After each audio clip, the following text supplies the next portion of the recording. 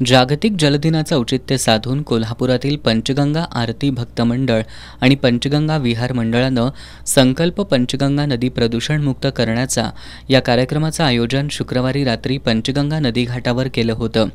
यावेळी श्रीमंत शाहू छत्रपती महाराज यांची प्रमुख उपस्थिती होती। पंचगंगा नदी आणि अन्य प्रमुख नद्यांना मिळणाऱ्या उपनद्यांच्या उगमांचा, त्यांच्या भूगोलाचा आणि परिसरातील अतिक्रमणांचा अभ्यास करून कृती आराखडा तयार करण्याचा संकल्प डॉक्टर अमर आडके यांनी यावेळी केला।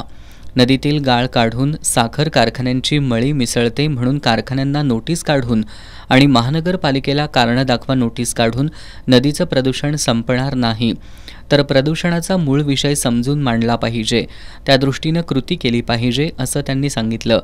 गौण खनिज उत्खनन, रासायनिक खतांचा अतिवापर, नागरी सांडपाणी आणि औद्योगिक कारखान्यांचे सांडपाणी यामुळे पंचगंगा नदीचं प्रदूषण वाढलंय असं मत यावेळी पर्यावरणवादी कार्यकर्ते उदय गायकवाड यांनी व्यक्त केलं।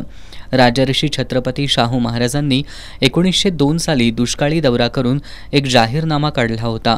तो जाहीरनामा आजही जसाच्या तसा लागू होत असल्याचं त्यांनी सांगितलं। यावेळी बोलताना श्रीमंत छत्रपती शाहू महाराज यांनी उत्तर भारतातील गंगा नदीचं प्रदूषण रोखण्यासाठी ज्या पद्धतीनं काम केलं जातंय त्याच पद्धतीनं जोमानं काम केल्यास पंचगंगा नदीचं प्रदूषण कमी होईल असं मत व्यक्त केलं। शासन, प्रशासन आणि जनता या सर्वांनी सामूहिक प्रयत्न करून आणि तीव्र इच्छाशक्ती ठेवून काम केल्यास पंचगंगा नदीचं प्रदूषण संपेल असं त्यांनी सांगितलं। यावेळी Sanyogitaraje Chhatrapati, Madhurimaraje Chhatrapati, Shahajiraje Chhatrapati, comrade Dilip Pawar, comrade Satishchandra Kamble, SP Patil, Sushil Bhandigare यांच्यासह विविध क्षेत्रातील मान्यवर उपस्थित होते।